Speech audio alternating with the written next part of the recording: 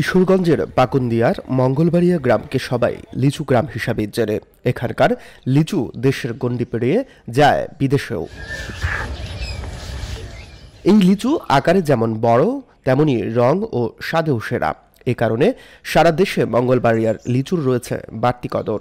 তবে ক্রেতাদের অভিযোগ, এবার লিচুর দাম কিছুটা বেশি। 100 লিচু বিক্রি হচ্ছে 1000 টাকায়।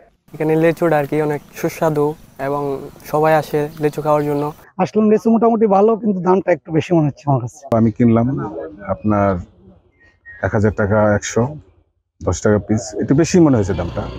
বাগানগুলিতে ঘুরে ফিরে দেখতেছি এবং লিচু ক্রয় করতেছি।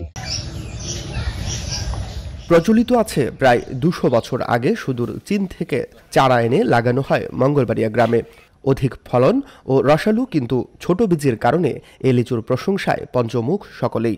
পরবর্তীতে এই জাতের লিচুর কলাম চারা ছড়িয়ে পড়ে গ্রামের প্রতিটি বাড়িতে।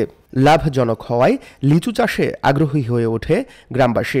বর্তমানে এলাকার প্রতিটি বাড়িতেই রয়েছে লিচুর গাছ। আমার প্রায় 200-র উপরে গাছ আছে। আমি প্রতি বছরে প্রায় 1 কোটি টাকার উপরে সেল করতে পারি। আমার খুব একটা খরচ হয় না, প্রায় 20 থেকে 30 হাজার টাকা খরচ হয়। তো এটা আমাদের একটা বছরের ফল। এই ফলটা দিয়ে আমরা দেয়া আছে যে বৃদ্ধি, আমাদের ফ্যামিলি পরিবার নিয়ে আমরা চলি। আলু ক্ষেত্রে যেভাবে শিলা ধরে, এইভাবে শিলায় বহুত ক্ষতি হয়ে গেছে।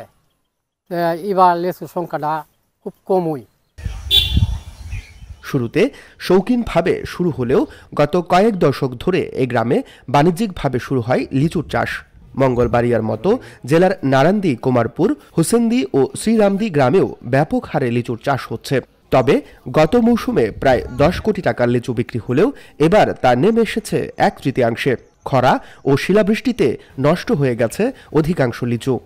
লেচুর মধ্যে মার খাইছি 8-9 লাখ টাকা লেচু কিনছি, 2 লক্ষ 3 লক্ষ টাকা বেচতাম না। এবারে গাছ কিনছি কম, 40-50টা, একটা টিয়া কিনা অহন মনে 20-30 হাজার টিয়া কি ক্রয় করতাম পারি কিনা সন্দেহ আছে।